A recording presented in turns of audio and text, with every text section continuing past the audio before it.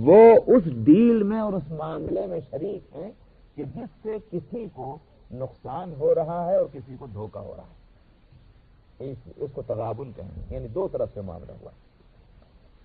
تو یوم التغابن کیوں فرمایا؟ کئی وجہ، اور وہ ساری وجہیں جو ہیں وہ پائی جائیں گی قیامت کے دن، اور مختلف وجہوں سے اس کو یوم التغابن کہا گیا۔ اور وجہ اس میں جو چیز مشترک ہے وہ کیا ہے؟ دھوکہ اور نقصان۔ مثلا ایک تو یہ ہے کہ حدیث میں آتا ہے، حدیث بخاری اور مسلم کی ہے، نبی کریم صلی اللہ علیہ وسلم نے فرمایا قیامت میں ہر جنتی کو اس کا وہ ٹھکانہ بتایا جائے گا جو جہنم میں تھا۔ اگر وہ جہنم والا کام کرتا تو اس کی جگہ وہ تھی، لیکن چونکہ اس نے جہنم والا کام نہیں کیا تو وہ جنت میں آ گیا، تو اس کو جہنم والا کام جگہ دکھلائی جائے گی جو تھی اس کے واسطے، تاکہ فرمایا تاکہ یہ شکر گزار ہو، اے اللہ میں اس جگہ نہیں پہنچا، اگر اس جگہ پہنچتا تو میری کیا حالت ہوتی، تیرا شکریہ کہ تو نے مجھے اس جگہ سے بچا لیا۔ اسی طرح فرمایا کہ ہر جہنمی کو اس کے لیے جو جگہ جنت میں ہوگی وہ دکھلائی جائے گی کہ تو اگر جہنم والا کام نہ کرتا اور جنت والا کام کرتا تو یہاں پہنچتا، تو اس کی تکلیف اور بڑھ جائے گی، کاش میں یہ اپنی زندگی اس طرح نہ گزارتا، میں بھی اس جنت میں جو میرے لیے جگہ تھی وہاں میں پہنچ جاتا۔ اور وہ جگہ جو ہوگی وہ خالی تھوڑی چھوڑی جائے گی، وہ جنتیوں کو دے دی جائے گی۔ اسی طرح جو جنتیوں کی جگہ جہنم میں تھی وہ جہنمیوں کو دے دی جائے گی۔ یہی ہے وہ تغابن کہ جنتی جہنمیوں کی جگہ پر قابض ہوں گے اور جہنمی جنتیوں کی جگہ پر قابض ہو جائیں گے۔ سمجھ میں آیا؟ یہ ہے وہ دھوکے والی صورت اور نقصان والی صورت کہ سمجھ یہ رہے تھے دنیا میں کہ ہمارا راستہ صحیح، ہم سیدھے سورخ میں جائیں گے، جنت میں جائیں گے، پیراڈائز میں جائیں گے، مگر ہوا کیا؟ دوسروں نے آ کر ہماری جگہ پہ قبضہ کر لیا اور ہم جہنم میں چلے گئے۔ اسی طرح جنتی جو ہیں وہ بیچارے ساری عمر جو ہے اللہ سے ڈرتے رہیں گے، اے اللہ اپنا ہی فضل فرمائیے کہ ہمیں جنت میں لے جائیے، ورنہ ہمارے اعمال سے اس قابل نہیں۔ ڈر لگا رہے گا، ڈر لگا رہے گا۔ تو جنت میں جب پہنچیں گے ان کو بتلایا جائے گا یہ تھی جہنم وہ تمہاری جگہ، مگر ہم نے تمہیں بچا لیا۔ اس وقت ان کو معلوم ہوگا کہ اوہو کتنا اللہ سبحانہ و تعالیٰ کا فضل ہوا ہے۔ ایک تو یہ ہوا تغابن۔ دوسری صورت تغابن کی کیا ہے؟ دوسری صورت تغابن کی یہ ہے کہ انسان دنیا میں کام کرتا ہے اور ان کاموں میں اس کو اس کا احساس ہی نہیں ہوتا کہ اس کے نتائج کیا نکلیں گے۔ اپنی زندگی کو کامیاب سمجھ رہا ہے، بزنس ہے، بیوپار ہے، اولاد ہے، گھر بار ہے، اچھا کھانا پینا ہے، عزت ہے، چار آدمی سلام کر رہے ہیں، اب کیا چاہیے؟ پھر مجھ سے اچھا کون ہو سکتا ہے؟ یہ وہ چیز ہے کہ جس میں بڑے سے بڑا آدمی دھوکہ کھا جاتا ہے۔ اگر میرا راستہ غلط ہوتا، اللہ میاں مجھے ایسی پٹخی دیتے دنیا میں کہ میں تو اٹھ نہ پاتا، میں جو کامیاب چل رہا ہوں، میری زندگی بڑی اچھی گزر رہی ہے، معلوم ہوتا ہے کہ میں مقبول ہوں۔ یہ ہے وہ بہت بڑا دھوکہ جو نوح علیہ الصلوۃ والسلام کی قوم کو بھی لگا اور ہر نبی کی قوم کو لگا۔ خود نبی کریم صلی اللہ علیہ وسلم مکے میں ہیں تو مکے والوں کو بھی یہی دھوکہ لگا ہوا ہے کہ ہم تو کامیاب ہیں، اور میں عرض کروں کہ آج بھی ہر ایک کو یہی دھوکہ ہے، یہاں تک کہ مسلمانوں کو بھی دھوکہ ہے اور غیر مسلموں کو بھی دھوکہ ہے۔ جو زندگی میں ایسے ہیں وہ سمجھتے ہیں کہ بھئی ہم کہاں ہے نقصان میں، کسی طرح نقصان میں نہیں، یہاں بھی آرام سے وہاں بھی ٹھیک تو کر رہے ہیں۔ قیامت میں جا کر کے جب پتہ چلے گا کہ ہم نے غلط سمجھا ہوا تھا، ہمارے ساتھ تو یہ برائیاں لگی ہوئی ہیں جس کو ہم نے کبھی سوچا ہی نہیں، یہ لگی ہوئی ہے، اب ان کی پکڑ ہو رہی، ان کی پکڑ ہو رہی ہے، سمجھ یہ رکھا تھا کہ ہم کامیاب ہیں، لیکن وہاں حقیقت کھلے گی کہ ہم ناکام ہیں۔ یہ ہوا وہ تغابن، ایک دوسری صورت ہوئی تغابن کی۔ تیسری شکل یہ ہے کہ انسان اپنے متعلقین، اپنے دوست، اپنی کمپنی، اپنی پارٹی، اپنی جماعت، ان کے تعلقات اور رشتہ داریوں پر اور ریلیشن شپ پر اعتماد کرتا ہے۔ یہ میری کمپنی جو ہے بہت اچھی ہے، دل و جان سے میرے اوپر فدا ہے، مجھے ان سے کوئی نقصان ہی نہیں ہو سکتا، نفع ہی نفع ہونا ہے، فائدے کی صورت ہے، نقصان نہیں۔ بڑے مخلص لوگ ہیں، بڑے جان نثار ہیں، اولاد کے معاملے میں کون سوچ سکتا ہے کہ میرے لیے نقصان دہ ہوگا؟ बीवी के मामले में कौन सोच सकता है कि मेरे लिए नुकसान दह होगा? शौहर के बारे में कौन सोचेगा? इसी तरह पार्टी है, रात दिन उठ रहे हैं, बैठ रहे हैं, खा रहे हैं, पी रहे हैं और हंसी दिल लगी हो रही है, समझा नहीं जा सकता कि मेरे लिए नुकसानदेह होंगे। लेकिन क़यामत में जाकर के ये उहदे खुलेंगे।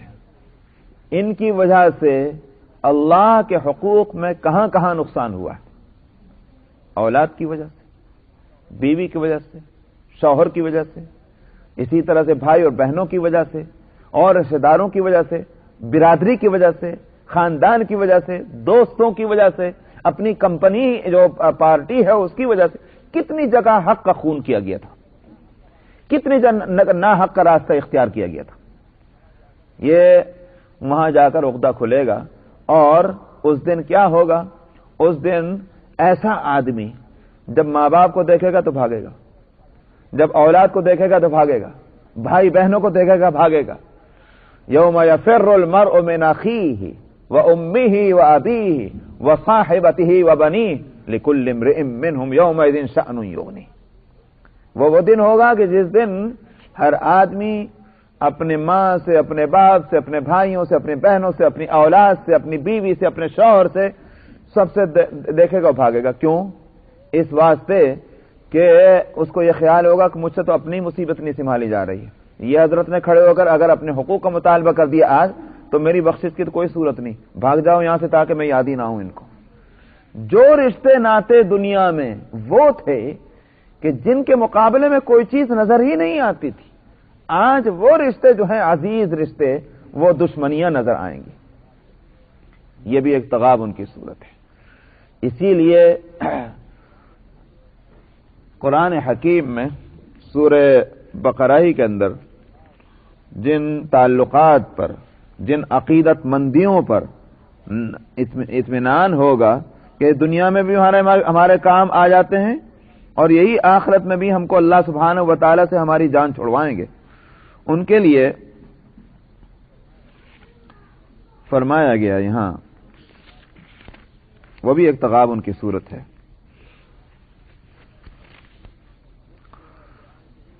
इस कुरान शरीफ का सफ़ा है 65 और आयत नंबर है 166। 166 आयत। इज़ तबर्रा अल्लज़ीना तुबिउ मिनल्लज़ीना तबउ व रअउल अज़ाब व तक़त्तअत बिहिमुल अस्बाब। जिन लोगों को दुनिया में फॉलो किया जाता था, जिनके पेशवाइयत और मखदूमियत और बड़ाई पर इत्मीनान था और बड़ा सहारा था कि हमारे काम आएंगे, वो सब उस रोज बेताल्लुक हो जाएंगे। इस तबर्रा अल्लज़ीना तुबिउ मिन अल्लज़ीना तबउ। फॉलोवर्स, लीडर्स अलग, नहीं भाई हमारा तुम्हारा कोई ताल्लुक नहीं। वरअउल अज़ाब, और सब अजाब को देखेंगे। व तक़त्तअत बिहिमुल अस्बाब, उस दिन जितने जरिए बचाव के हो सकते हैं वो सब खत्म। कहां भागें, कहां जाएं, कहां जान बचाएं, कोई सूरत नजर नहीं आ रही है। भाई दुनिया में आदमी बीमार होता है, चलो डॉक्टर के पास भाग जाओ, समझ में आया? किसी के पास जो है पैसा नहीं रहा, चलो भाई किसी मालदार से ले लो, रिश्तेदार से ले लो। यही तो जराए हैं दुनिया में, लेकिन वहां कोई जरिया नहीं मिलेगा जान के बचाने का। व तक़त्तअत बिहिमुल अस्बाब वक़ाल अल्लज़ीना तबउ। अब वो जो फॉलोवर्स होंगे उन्होंने कहा कि अच्छा ये तो बदबख्तों ने आज हमको बिल्कुल मुंह ही दिखा दिया, भाई इन्हीं के सहारे तो हम जी रहे थे दुनिया में, आज ये हमारे काम नहीं आ रही, मुंह फेर के चले जा रहे हैं। तो वो कहेंगे फॉलोवर्स, काश हम दुनिया में दोबारा चले जाएं। लौ अन्ना लना कररतन फनतबर्रा मिनहुम कमा तबर्रउ मिन्ना। उस दिन हम भी ऐसे पीठ दिखाएंगे इनको जैसे आज ये हमको दिखा रहे हैं। आज जब हमारे आड़ा वक्त आया तो काम नहीं आ रहे, दुनिया में हमको बड़े सहारे दे रखे थे इन्होंने। फनतबर्रा मिनहुम कमा तबर्रउ मिन्ना। फरमाया कज़ालिका युरीहिमुल्लाहु अअमालहुम हसरातिन अलैहिम। इसी तरह अल्लाह सुब्हानहू व तआला इन सब के आमाल को सामने लाकर रख देगा ताकि उस रोज हसरत हो, काश हम आमाल की फिक्र करते और दुनिया की और चीजों के धोखे में न पड़ते। ये भी है कि तगाबुन की सूरत कि जिन चीजों पर तकिया था वो चीजें काम ना आई, जिन पत्तों से सहारा था वही पत्ते हवा दे गए। तो उस दिन जो है वहां मालूम होगा कि अपना ही किया काम आ सकता है, दूसरे की شخصیتوں سے یا دوسروں کے اعمال اور افعال سے وہ مدد ہم کو نہیں پہنچ سکتی. مدد کی بھی ایک حد ہے. یہ نہیں ہو سکتا کہ جہنم سے نکال کر جنت میں لے جائے. ہاں یہ ہو سکتا ہے کہ جنت میں نیچے کا درجہ ہے, کسی کے برکت سے درجہ اونچا ہو جائے, یہ تو ہو سکتا ہے. یہ نہیں ہو سکتا جہنم سے نکل کر جنت میں چلا جائے, یہ نہیں ہوگا. تو اس لیے یہ بھی تغابن کی ایک صورت ہے. اسی واسطے نبی کریم صلی اللہ علیہ وسلم نے ایک اور جو آپس کے تعلقات جس کے بارے میں نے تیسری صورت بتائی تھی تغابن کی, اس کے سلسلے میں مختلف روایتیں آتی ہیں. نبی کریم صلی اللہ علیہ وسلم نے فرمایا ایک موقع پر, جانتے ہو مفلس کون ہے؟ عرض کہ یا رسول اللہ, جس کے پاس روپیہ پیسہ نہ ہو, سامان نہ ہو زندگی گزارنے کا, وہ مفلس ہے.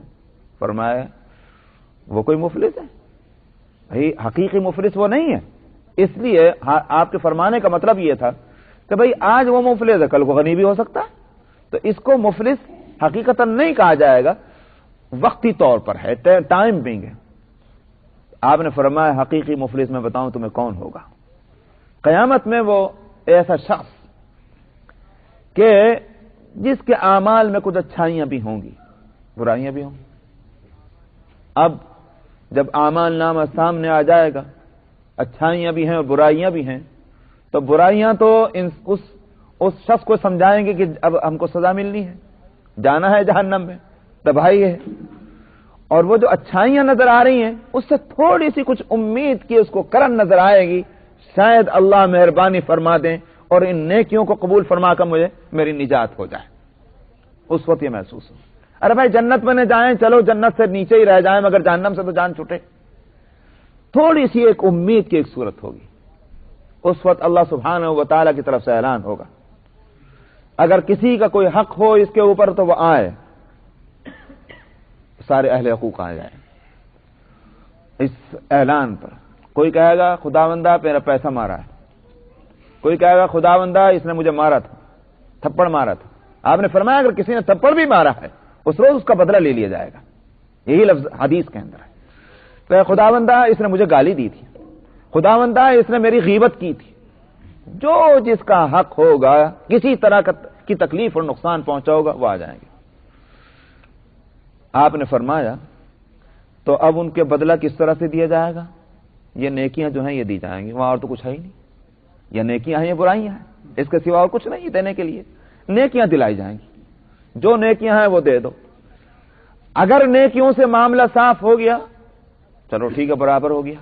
لیکن اگر اہل حقوق پھر بھی کھڑے ہوئے ہیں اور ان کے حقوق ادا نہیں ہوئے اور یہاں نیکیاں ختم ہو گئی, فرمایا ان کی برائیاں اس پر ڈالی جائیں گی. تو پہلے ہی برائیاں رہ گئیں, نیکیاں چلی گئیں, اوپر سے دوسروں کی برائیاں بھی اوڑھنی پڑ گئیں. فرمایا یہ ہے مفلس. اب اس کے افلاس کے دور ہونے کی اب کوئی صورت نہیں. یہ بھی ایک تغابن ہے کہ تھوڑا سے ایک سہارا جو کچھ نیکیوں کا تھا وہ بھی جا کے وہاں ہوا میں اڑ گئیں. تو میں نے کہا کہ التغابن, آپ دیکھیے کتنے لحاظ سے قیامت کے دن کو یوم التغابن فرمایا گیا. فرمایا وَمَن يُؤْمِن بِاللَّهِ وَيَعْمَلْ صَالِحًا يُكَفِّرْ عَنْهُ سَيِّئَاتِهِ, جو شخص اللہ پر ایمان لائے اور نیک عمل کرے, یکفر عنہ سیئاتی, برائیاں تو انسان سے ہو ہی جاتی ہیں نا. ایسا پرفیکٹ آدمی کون ہو سکتا ہے کہ جس سے کوئی برائی نہ ہو؟ فرمایا لیکن اگر اصولی طور پر اس کا ایمان مضبوط ہے اور یوں کہیے کہ اوور آل مجموعی طور پر وہ نیک عمل کرنے ہی کا جذبہ رکھتا ہے اور اسی کی کوششوں میں لگا رہتا ہے اور زندگی میں اعمال خیر ہی زیادہ ہیں, فرمایا تھوڑی بہت برائیاں ہوں تو اس کا کفارہ تو ہم خود بھی کر دیں گے.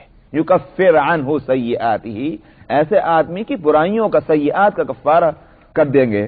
اور وَيُدْخِلْهُ جنات, اور ایسی جنتوں میں داخل فرمائیں گے جس کے نیچے نہریں بہتی ہوں گی اور اس میں ہمیشہ ہمیشہ رہنا ہوگا. یہ نہیں ہے کہ ایک وقتی طور پر پہنچے اور پھر نکال دیے گئے. تو یوں سمجھیے کہ دنیا میں اعمال کی زندگی اگرچہ مختصر ہی ہے مگر جزا کی زندگی جو ہے وہ مختصر نہیں ہے. جزا کی زندگی جو ہے وہ لامتناہی ہے, وہ ختم نہ ہونے والی. اللہ سبحانہ و تعالی کا فضل یہ ہے اس معاملے میں کہ انسان نے مرتے دم تک جس راستے کو اپنے لیے اختیار کر لیا اور جس حالت پر اس کی موت ہوئی ہے، اللہ سبحانہ و تعالی یہ ایزیوم کر لیں گے کہ اگر اس کو قیامت تک بھی زندہ رکھا جاتا تو یہ اسی حالت پر رہتا. چونکہ اس کی موت اسی حالت پر ہوئی، مرتے دم تک اس حالت پہ رہا، تو چاہے تو اس کی عمر 50 سال کی ہوئی یا 70 سال کی ہوئی، وہ اس کا اپنے اختیار کی چیز نہیں، وہ ہمارے اختیار کی تھی. اس کے اختیار کی چیز کیا تھی؟ کون سا راستہ اختیار کرنا ہے ہمیشہ کے واسطے. اب جتنی بھی عمر اس کی ہوئی ہے، تو اگر اس کی عمر 60 سال کی ہے تو یہ نہیں کہا جائے گا کہ 60 سال کی جزا ملے گی، بلکہ چونکہ اس نے فیصلہ کیا تھا کہ ہمیشہ اس راستے پر رہنا ہے، جزا بھی اس کی ہمیشہ کے واسطے، چاہے وہ جہنم ہو اور چاہے وہ جنت ہو. اسی واسطے نبی کریم صلی اللہ علیہ وسلم نے فرمایا تھا کہ تموتون کما تحیون وتحیون کما تموتون. تمہاری موت اس حالت پر آئے گی جس حالت پر تم زندگیاں گزار رہے ہو. اللہ کو کوئی ضرورت نہیں ہے کہ تم نے زندگی بھر اپنی تندرستی اور سمجھ کی حالت میں تو تم غلط راستے پر چلے ہیں، اللہ میاں مرنے سے پہلے تمہاری گردن پکڑیں اور خیر کے راستے پر ڈال دیں. یہ نہیں کریں گے. جس طرح تم زندہ رہنا چاہتے ہو، موت بھی اسی حالت پر آئے گی، اور جس حالت پر موت آئے گی اسی حالت پر تمہارا دوبارہ تم کو زندہ اٹھایا جائے گا. تو یہ زندگی دنیا کی جو ہے، اس میں فیصلہ کر لو تم اپنے لیے کیا چاہتے ہو، کس حالت میں موت چاہتے ہو اور کس حالت میں موت کے بعد دوبارہ زندگی چاہتے ہو، پھر ویسی سزا اور جزا بھی ہوگی. یہ اس لیے فرمایا خالدین فیہا، اگرچہ چند روزہ زندگی ہے وہ ایمان اور اعمال صالحہ کی، مگر جنت میں جب پہنچا دیے جائے گا ایمان اور عمل صالح کی وجہ سے، اس میں ہمیشہ ہمیشہ رہیں گے. خالدین فیہا ابدا. ذالک الفوز العظیم. فرمایا یہ بڑی کامیابی ہے. دنیا میں جن چیزوں کو کامیابی سمجھا جا رہا تھا، وہاں کیا معلوم ہوگا؟ یہ کامیابی نہیں. اور جن چیزوں کو لوگ ناکامی سمجھ رہے تھے، وہاں وہ کامیابی کی چیزیں ہوں گی. یہی کامیابی ہے، اور اسی وجہ سے اس کو تغابن فرمایا گیا کہ یہ یوم التغابن ہے. والذین کفروا وکذبوا بآیاتنا، اور جن لوگوں نے کفر کیا اور ہماری آیتوں کو جھٹلایا، یہ جہنم والے ہوں گے. یہ بھی ہمیشہ ہمیشہ رہیں گے. لوگ کہا کرتے ہیں کہ جی ہمیشہ کیوں رہیں گے جہنم میں؟ تو کیوں صاحب جنت میں بھی چند روز جانے کو تیار ہو کیا؟ یہ سوال ان سے کر لیا جائے. اگر جنت میں تم چند روز جانے کو تیار ہو، اس کے بعد جہنم میں جانا چاہتے ہو، تو ٹھیک ہے، جہنم والے کے لیے بھی فیصلہ کر لو. لیکن جنت میں ہمیشہ جانا ہے اس لیے کہ تمہارے اعمال جنتیوں کے ہیں، تو جہنمیوں کو بھی جہنم میں ہمیشہ جانا ہوگا اس لیے کہ ان کے اعمال جو ہیں وہ جہنم کے مستحق بنا رہے ہیں. ہاں بے شک کچھ لوگوں کو اعمال کی خرابی کی وجہ سے، ایمان کے باوجود اعمال کی خرابی کی وجہ سے اگر جہنم میں بھیجا جائے گا، تو ایمان تو مستحق بنا رہا ہے جنت کا، اور اعمال جو ہیں وہ یوں کہیے کہ مستحق بنا رہے ہیں کس کا؟ جہنم کا. ایمان پائیدار چیز ہے، اعمال ناپائیدار چیز ہے. یہ بات سمجھ میں آ رہی نہیں آ رہی؟ ایمان جو ہے وہ ایک کیفیت کا نام ہے، ایک عقیدے کا نام ہے، ایک یقین کا نام ہے، ایک بلیو ہے. وہ بلیو جو ہے وہ پائیدار ہے، کنٹینیو ہے. اور عمل جو ہے وہ حادث ہے، اس کو عربی میں حادث کہتے ہیں. مثلا آپ نمازی ہیں. کیا مطلب نمازی؟ اس وقت نماز پڑھ رہے ہیں؟ نہیں، نماز جب پڑھی تھی، مگر آپ مومن ہیں. یوں نہیں کہا جائے گا مومن جب تھے. یہ مومن ہونا آپ کا کنٹینیو ہے، لیکن نمازی ہونا، روزے دار ہونا، زکات دینے والا ہونا، یہ ہمیشہ نہیں ہو سکتا. یہ اعمال کے اندر کنٹینیویشن نہیں ہوتا، تسلسل نہیں ہوتا، ایمان میں ہوتا. بات سمجھ میں آ گئی؟ جب اعمال اور ایمان کا یہ فرق ہے، تو اگر اعمال تقاضا کر رہے ہیں کہ جہنم میں جائے، کچھ دن کے لیے جائے گا، اور ایمان تقاضا کر رہا ہے کہ جنت میں جائے، جب جنت میں جائے گا تو ہمیشہ کے لیے جائے گا، اس لیے کہ وہ کنٹینیو ہے. یہ ہے فرق دونوں میں. تو اسی شخص کو کچھ دیر کے لیے جہنم میں جانا ہوگا جس کے پاس ایمان تو ہے مگر اعمال سب کے سب جو ہے اس کو جہنم میں کھینچ کر لے جا رہے ہیں. اور وہ شخص کہ جس کا ایمان یعنی عقیدہ اور اس کے اعمال دونوں جہنم کا مستحق بنا رہے ہیں، اس کے لیے جنت میں جانے کی کوئی صورت ہی نہیں. اسی طرح جس شخص کا ایمان اور اعمال دونوں جنت کا مستحق بنا رہے ہیں، اس کے لیے جہنم میں جانے کی کوئی صورت ہی نہیں. تو یہ ہے وہ صورتیں. مجھے امید ہے کہ اس تفصیل سے وہ سارے مسئلے جو ہیں وہ جنتیوں کے اور جہنمیوں کے اور کچھ دن کے بعد سے جہنم میں جانے کے، یہ سارے مسئلے حل ہو جائیں گے. فرمایا کہ وہ بھی اصل مصیر، برا ہے وہ ٹھکانہ. جیسے جنت میں جانا بڑی کامیابی ہے، جہنم بہت بری جگہ ہے، تب بری جگہ جب جاؤ گے تو وہ کامیاب کیسے ہوں گے؟ ما اصاب من مصیبت الا باذن اللہ. قدرتی طور پر یہاں خود ہی سمجھ میں آ گیا کہ وہ دنیا میں جس راستے کو نقصان والا راستہ سمجھا جا رہا تھا، کون سا راستہ؟ دین کا راستہ. دین کے راستے میں کیا کچھ آدمی کو پاپڑ نہیں بیلنا پڑتا، سمجھ میں؟ ہزار آسانیوں کے باوجود اللہ کے اطاعت فرما برداری کی زحمتیں تو ہیں. بھئی یہ حلال ہے اور یہ حرام ہے، حلال پر قناعت ہے، حرام چاہے کتنا بھی لذیذ ہو اس کو چھوڑنے کو تیار ہے. ایک اسی بات کو دیکھ لیجئے تو کہاں کہاں حلال ہوگا اور کہاں کہاں حرام ہوگا. تو کٹھن ہے راستہ، کوئی شبہ نہیں دین کا، اور نقصان والا راستہ ہے لوگوں کی نظروں میں. تب یہاں فرمایا اللہ سبحانہ و تعالی نے یہ مصیبتیں، یہ آفتیں اور یہ نقصانات اور پریشانیاں جو کچھ بھی ہیں، ایمان والوں کو یہ سمجھنا چاہیے کہ یہ کسی کی لائی بھی نہیں ہوتی، یہ اللہ ہی کے حکم سے آتی ہیں. جب اللہ کے حکم سے آتی ہیں دنیا کی کوئی طاقت اس آئی ہوئی مصیبت کو نہیں ٹال سکتی. ما اصاب من مصیبت الا باذن اللہ. یہ ایک مومن کے لیے کوئی صورت اس کی نہیں ہے کہ جب تک میٹھی میٹھی ملی تو ہپ ہپ کرتے رہے اور جب کڑوی کڑوی آئی تو تھو تھو کرنے لگے. یہ مومن کی شان نہیں ہے. مومن کی شان یہ ہے کہ نعمت میں بھی اللہ اللہ ہے اور مصیبت میں بھی اللہ اللہ ہے. اسی واسطے نبی کریم صلی اللہ علیہ وسلم نے فرمایا تھا عجبا للمومن. مومن کی حالت بڑی عجیب ہے. جب اس کو نعمت ملتی ہے تو اللہ میں اگر شکریہ ادا کرتا ہے وہ بھی اس کی خیر کی حالت ہے، خیر اس نے حاصل کر لیا شکر کر کے. اور جب اس پر مصیبت آتی ہے صبر کرتا ہے تب بھی خیر اس نے حاصل کر لیا. تو دو ہی دنیا میں حالتیں ہیں، یا نعمت کی حالت ہے یا مصیبت کی حالت ہے. مومن کہیں بھی نقصان میں نہیں رہا، ادھر یہ حالت آئی تو بھی خیر اور وہ حالت آئی تب بھی خیر. لیکن اس کا مطلب کیا ہوا؟ جو غیر مومن ہے چاہے وہ کافر ہو یا ایمان اس کا کمزور ہو، اس لحاظ سے میں کہہ رہا ہوں کہ ایمان جتنا مضبوط ہے اتنا مضبوط ہے نہیں. اب کہا ہے تو ذرا سی تکلیف آئی اب جھانکنے لگے ادھر کو ادھر کو، کدھر جاؤں، ذرا میاں مدد کرنا، ذرا وہاں دوڑ، ذرا وہاں. وہ جو عقیدہ توحید جو تھا، وہ اللہ کی وحدانیت جو تھی، اب وہ گم ہو جاتی ہے. اب ادھر ادھر جھانکتا ہے، یہاں چل اور وہاں چل. مومن نہیں کرے گا یہ. اسی واسطے تو آپ نے فرمایا تھا کہ مومن کی شان بڑی عجیب ہے. فرمایا ما اصاب من مصیبت الا باذن اللہ. کوئی مصیبت کسی کو نہیں پہنچتی وہ اللہ کے حکم کے بغیر. اسی لیے میں نے گزشتہ خطبہ جمعہ میں بھی میں نے کہا تھا کہ ہم لوگ دنیا میں جو حالات اس وقت سامنے ہیں کیوں سمجھتے ہیں کہ یہ دوسروں کی وجہ سے ہے؟ کیوں نہیں سمجھتے کہ ہماری اپنی حرکتوں کی یہ سزا ہے؟ ہمارے اعمال اگر اچھے ہیں، پرفیکٹ ہیں، ممکن ہی نہیں ہے کہ یہ حالات ہوں جس سے ہم دو چار ہیں. ممکن نہیں. یہ میں عقلی بات نہیں، تاریخ کا تجربہ ہے، تاریخ کی شہادت ہے کہ جب ہم ٹھیک تھے حالات بھی ٹھیک تھے. جب ہم خدا کے ہوئے خدائی ہمارے سامنے ہمارے قدموں پر ہوئی، اور جب ہم خدا سے روگرداں ہو گئے خدائی نے بھی منہ موڑ لیا. سیدھی بات ہے. اس لیے اگر ہم آج پرفیکٹ نہیں تو اللہ ہی میں سے کہاں کو شکوہ کرتے ہیں اے اللہ میاں تو نے اپنا منہ کیوں موڑ رکھا؟ تو ہم نے کدھر کو منہ رکھا ہوا ہے؟ اگر ہم اللہ کی طرف منہ کیے ہوئے ہوتے اللہ ہماری طرف متوجہ ہوتے. بلکہ اس سے زیادہ حدیث میں آتا ہے کہ جب بندہ اللہ کی طرف ایک ہاتھ چلتا ہے، ایک بالش، اللہ اس کی طرف دو بالش چلتے ہیں. اور جب وہ ایک ہاتھ چلتا ہے، ایک یارڈ کہہ لیجئے، اللہ فرماتے ہیں میں اس کی طرف دو ہاتھ چلتا ہوں. جب وہ ذرا تیز چلتا ہے میں لپک کر اس کو اپنے سے قریب کر لیتا ہوں. اللہ زیادہ متوجہ ہوتے ہیں بندے کی بنسبت. مگر بندہ متوجہ ہی نہ ہو اللہ کی طرف تو پھر اللہ کو کیا پڑی؟ واللہ هو الغنی الحمید. اللہ تو پھر بے پرواہ ہو جاتے ہیں.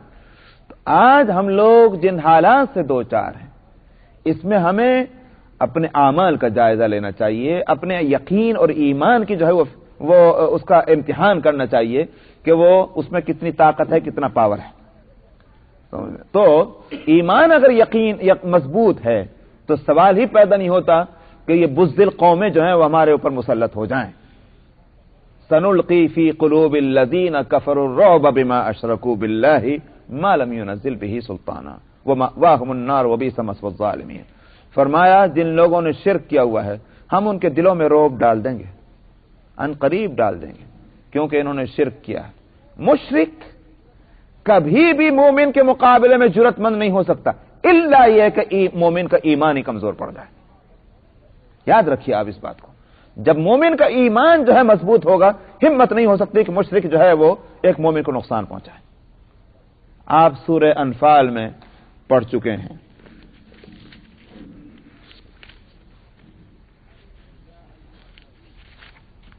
یا ایھا النبی حرض المؤمنین علی القتال. اے نبی، مؤمنین کو، ایمان والوں کو ترغیب دیجئے، آمادہ کیجئے، ان کو ابھاریے قتال پر، جہاد پر.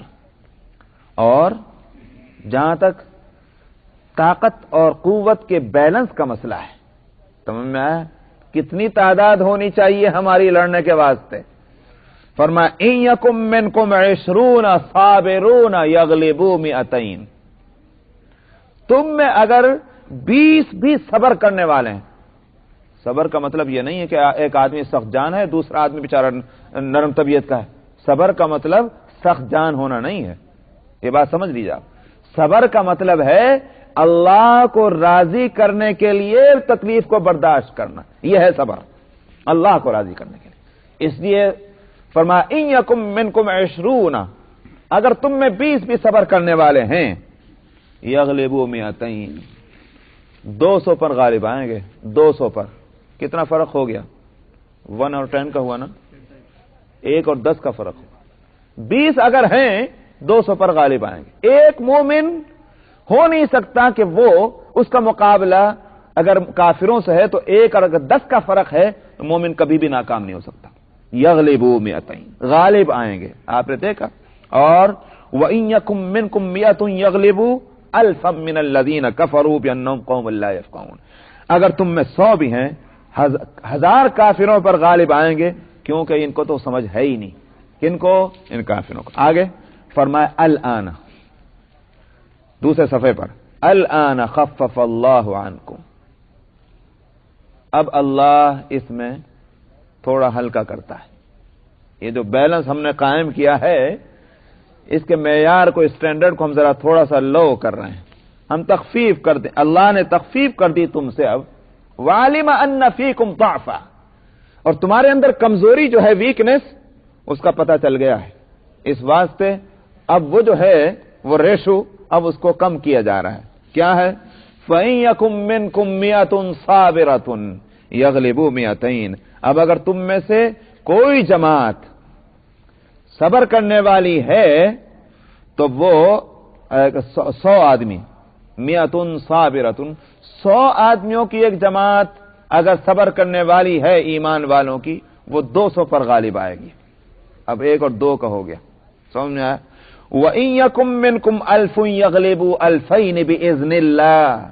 اور اگر تم میں سے 1000 ہیں تو وہ 2000 پر اللہ کے حکم سے غالب آ جائیں گے. واللہ مع الصابرین، اور صبر کرنے والوں کے ساتھ تو اللہ ہے. دیکھا آپ نے، معلوم ہوا کہ کم کر کے بھی، گری سے گری حالت میں بھی کیا ہے کہ ڈبل ہو کافر تب بھی مسلمان ہی غالب رہیں گے. سبحان اللہ.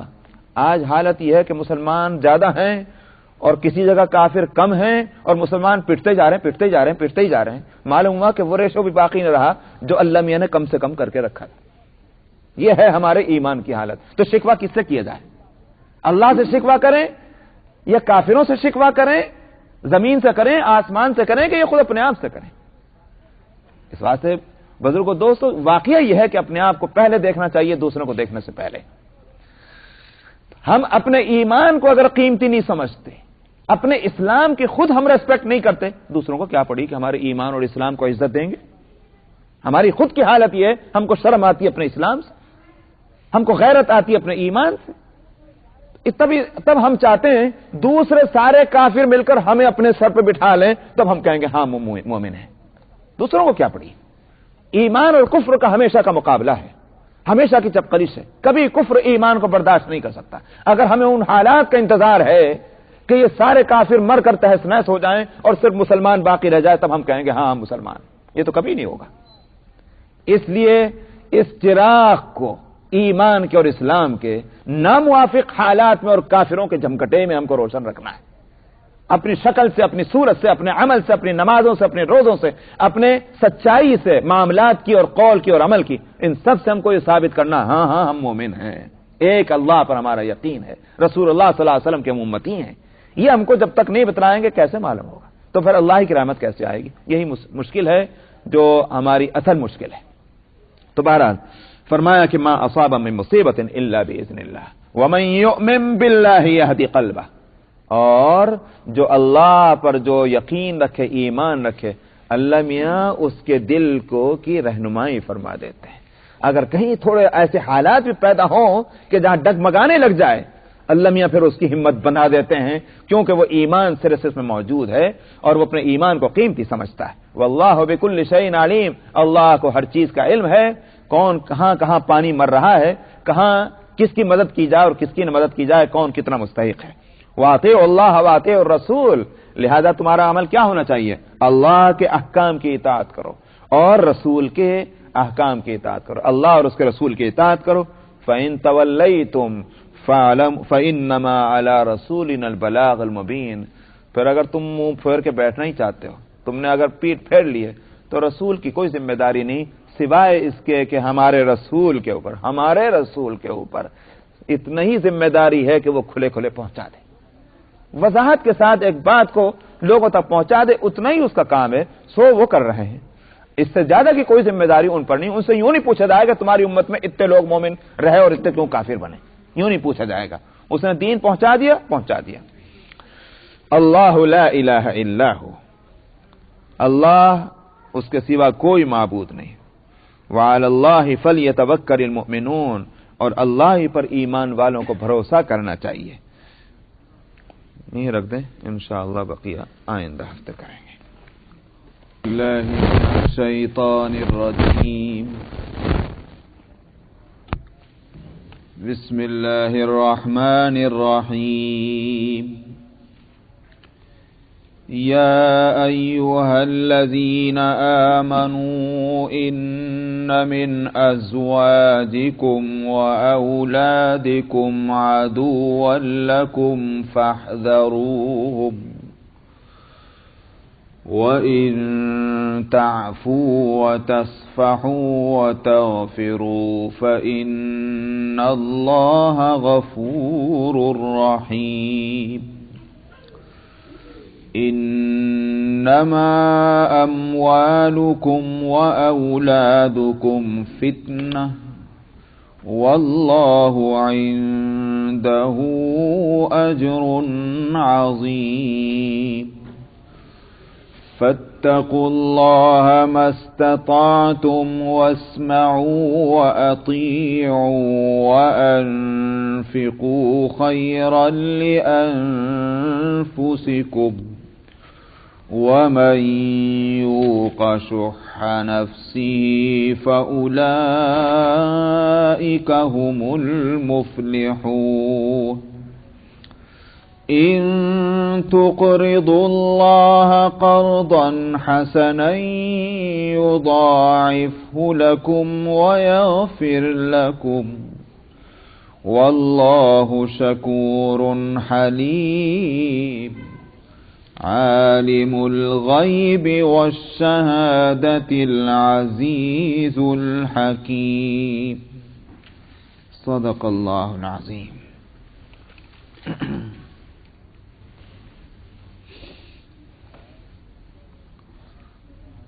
آیت نمبر 12 میں فرمایا تھا کہ اللہ اور اس کے رسول کی اطاعت کرو.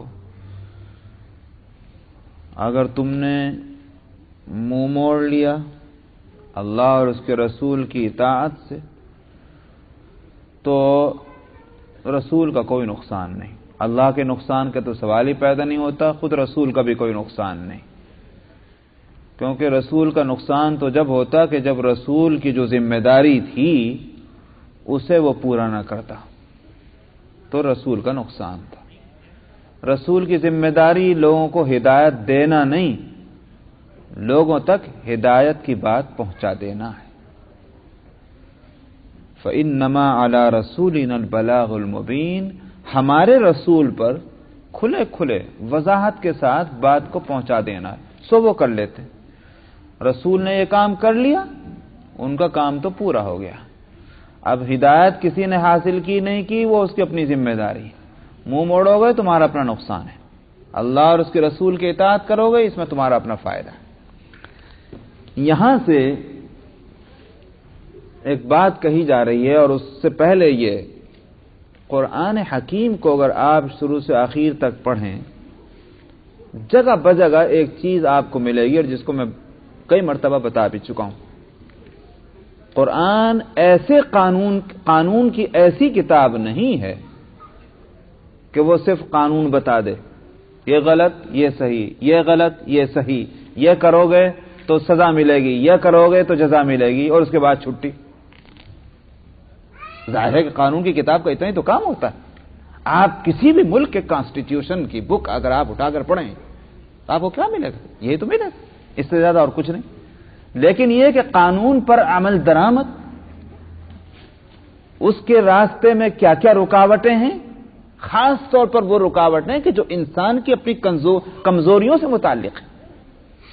نفسانی کمزوریاں، فطری اور نیچرل جو ہے کمزوریاں، اس کے بارے میں قانون کچھ نہیں جانتا، کچھ نہیں بتائے گا. کوئی راستہ اس کے لیے نہیں تجویز کرے گا کہ قانون پر عمل درآمد کے سلسلے میں اگر آپ کے اندرونی نفسانی یہ رکاوٹیں ہیں تو آپ اس کو کس طرح سے دور کر لیں. قرآن کا کمال یہ ہے کہ قانون بتاتا ہے، قانون پر عمل درآمد کے لیے راستے بتاتا ہے، ان راستوں میں جو رکاوٹیں ہیں ان کی نشاندہی کرتا ہے، اور پھر یہ کہ جب یہ ساری بات معلوم ہو جائے تو انسان کے لیے آسان ہے.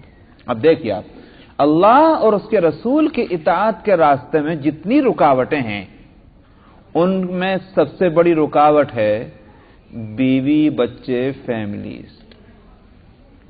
سب سے بڑی رکاوٹ یہ ہے.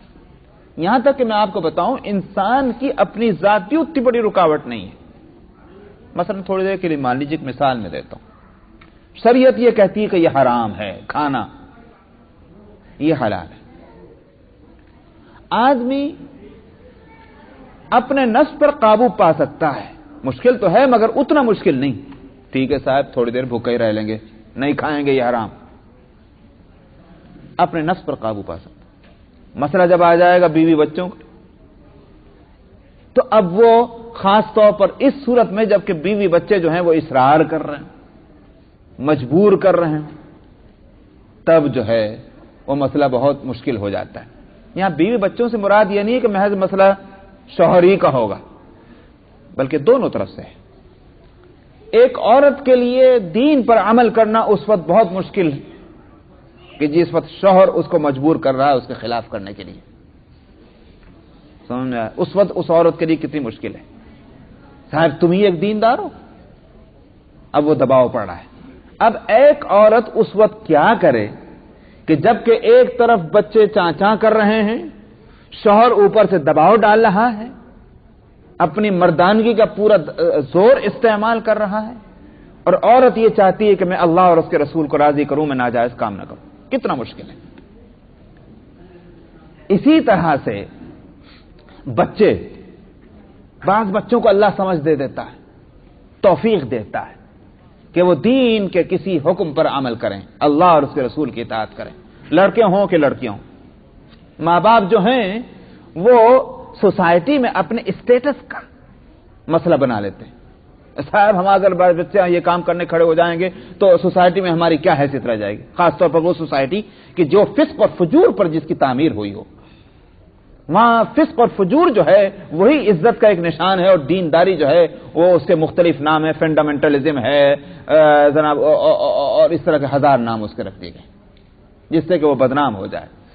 تو میں نے کہا کہ یہ چاہے ماں اور باپ ہوں، چاہے بیوی کے لیے شوہر، شوہر کے لیے بیوی ہو، یا اولاد ہو، بھائی بہن ہو، بہت بڑی رکاوٹ ہے دین پر عمل کرنے کے سلسلے میں.